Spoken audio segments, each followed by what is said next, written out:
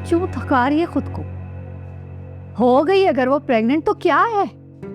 मतलब पता है आपको अनम के प्रेग्नेंट होने का? फहद और अनम का झगड़ा खत्म हो सकता है अम्मी। फहद अनम को मनाने जा सकता है, अनम खुला का केस वापस ले सकती है, और अगर उसने ऐसा कर दिया तो है नहीं तो अब होगा। नहीं होगा, ये नहीं होगा ये अम्मी। उन दोनों के बीच सुलह नहीं होगी।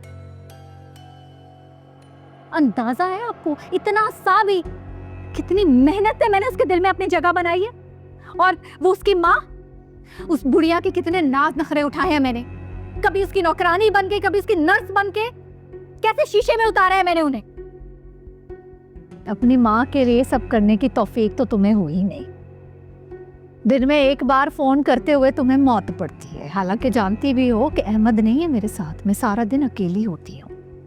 वो औरत बीमार है अम्मी, आप तो ठीक है ना? और फालतू में नहीं किया मैंने ये सब, किसी मकसद से अपनी एनर्जी और अपना टाइम इन्वेस्ट किया है मैंने उनमें। मैं तो क्या मकसद है, मैं ये समझना चाह रही हूँ कि मकसद क्या है। ठीक है, अनम और फात के बीच का झगड़ा तुम और मैं कंटिन्यू कर सकते हैं, लेकिन उसके घर में जो जगह बनानी है वो क्यों बनानी है?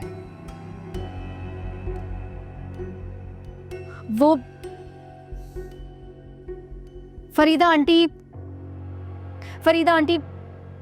मेरी और फात की शादी करवाना चाहती हैं,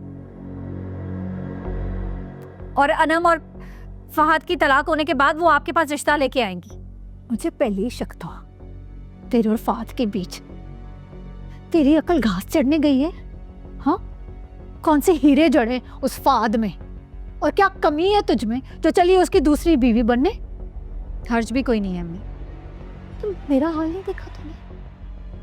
मुझसे भी कुछ नहीं सीखा।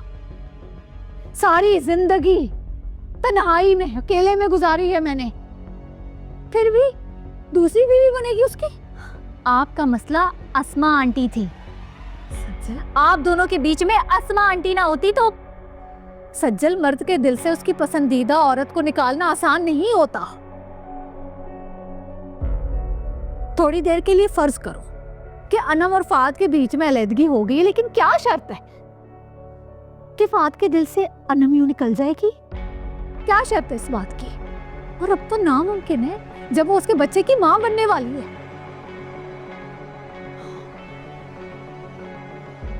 और अगर वो बच्चा इस दुनिया में आए ना तो क्या मतलब? मतलब वो जो ज़ैनब के साथ हुआ था वो अनम के साथ भी तो हो सकता है ना? नहीं, नहीं हो सकता।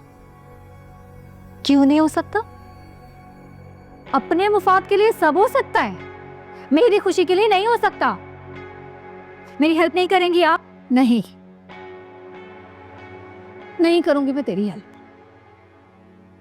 और अगर तुझे मेरी हेल्प चाहिए ना, अहमद को ढूंढ के यहाँ इस घर में ला, उसके सारे पैसे उसे वापस कर, फिर मैं सोचूंगी। ब्लैकमेल कर रही है मुझे? हाँ, कर रही हूं ब्लैकमेल। मैं बहुत परेशान हूं अपने बच्चे के लिए। तू तो अपने इन मामलात में मसरूफ हो गई है, मैं सारा दिन वहां कुत्ते की तरह पड़ी रहती हूं। कहाँ है मेरा बच्चा? दर बदर की ठोकरें खा रहा होगा। पहले उसको ढूंढ के ला, फिर मैं सोचूं। आ जाएगा आपका बच्चा, मिल जाएगा। आपसे कहा है कि मुझे थोड़ा टाइम दे, मेरा काम चलने दे, मार्केट में माल जाने दे, मैं दे दूंगी पैसे। खा नहीं जाऊंगी, भाग नहीं जाऊंगी। बहरहाल मैं फाद से ना तुम्हें शादी की इजाजत नहीं दूंगी। ठीक है, ना दें इजाजत, आपकी इजाजत मांग भी कौन रहा है?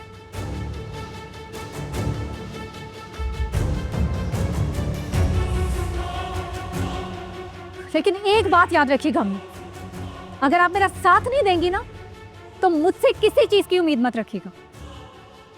और समझा क्या हुआ है आपने मुझे? कब तक मैं आपकी जंगें लड़ती रहूंगी?